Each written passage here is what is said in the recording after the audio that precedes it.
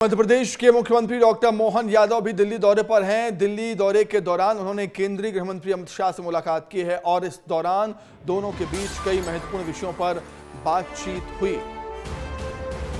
तो एक तरफ जहां छत्तीसगढ़ के सीएम विष्णुदेव साय ने पीएम मोदी से मुलाकात की है, वहीं मध्य प्रदेश के मुख्यमंत्री डॉक्टर मोहन यादव केंद्रीय गृह मंत्री अमित शाह से मुलाकात करने के लिए पहुंचे थे।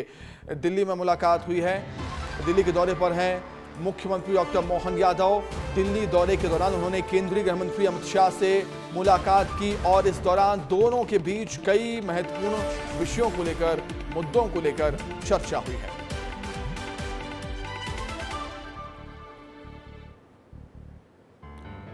तो मध्य प्रदेश छत्तीसगढ़ के मुख्यमंत्री इस समय दिल्ली दौरे पर हैं और लगातार बड़े बड़े नेताओं से मुलाकात कर रहे हैं। मुलाकात के मायने भी लगभग साफ हैं।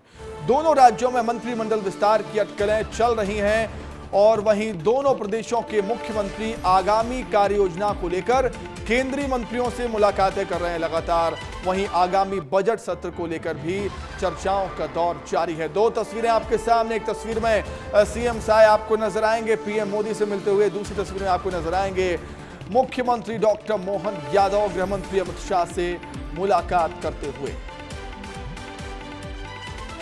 और इसी खबर पर अधिक जानकारी के लिए सीधे आपको हम दिल्ली लिए चलते हैं। हमारे सहयोगी अमृत तिवारी हमारे साथ जुड़ गए हैं लाइव। अमृत, लगातार मुलाकातों का दौर चल रहा है, चाहे वो छत्तीसगढ़ के मुख्यमंत्री हों या मध्य प्रदेश के मुख्यमंत्री डॉक्टर मोहन यादव। सुमित, आप देखेंगे सुबह से ही यहाँ पे दिल्ली में हलचल, जहाँ पे राष्ट्रीय राजनीति को लेकर के तेज थी, वहीं दूसरी तरफ जो दूसरी चर्चा थी वो थी मध्य प्रदेश और छत्तीसगढ़ को लेकर के। दोनों प्रदेशों के मुख्यमंत्री दिल्ली में डेरा डाले हुए हैं और यहाँ पे लगातार उनके मिलने जुलने का कार्यक्रम शीर्ष नेताओं से भारतीय जनता पार्टी के जारी है। मोहन यादव अभी जो है गृह मंत्री से मिलने हैं और विष्णुदेव साय प्रधानमंत्री नरेंद्र मोदी से संसद भवन में उन्होंने मुलाकात की। इस दौरान उन्होंने छत्तीसगढ़ के सांसदों से भी भेंट वार्ता की है। कुल मिलाकर के जो आप बता रहे थे कि मुलाकात का जो एक दृष्टिकोण था वो ये है कि उन्होंने अपना विजन डॉक्यूमेंट जो 2047 का है, नवंबर में लागू होने वाला है, उसके बारे में विस्तार से बताया। साथ ही नक्सल प्रभावित क्षेत्रों में किस तरह से अभी तक उनकी सरकार ने काम किया है, क्या एक्शन, जो मेजर एक्शन है वो लिए गए हैं और किस तरह से कैंप स्थापित किए हैं और आने वाले दिनों में और 29 कैंप स्थापित किए जाएंगे, इसको लेकर भी उन्होंने विस्तार से जानकारी दी। आदर्श ग्राम के जरिए किस तरह से लोगों और शासन के बीच में जो ग्रामीण है बस्तर से जुड़े हुए उनको कैसे कनेक्ट किया जाए। कार्यशैली है बीजेपी के नेताओं की, राजनेताओं की कार्यशैली यही है कि 6 महीने हो गए हैं दोनों ही स्टेटों में सरकार को, 6 महीने का कामकाज का ब्यौरा दिया होगा, जरूरी बातचीत की होगी और आगे क्या कुछ करना है इस पर भी बातचीत की होगी दोनों ही मुख्यमंत्रियों ने।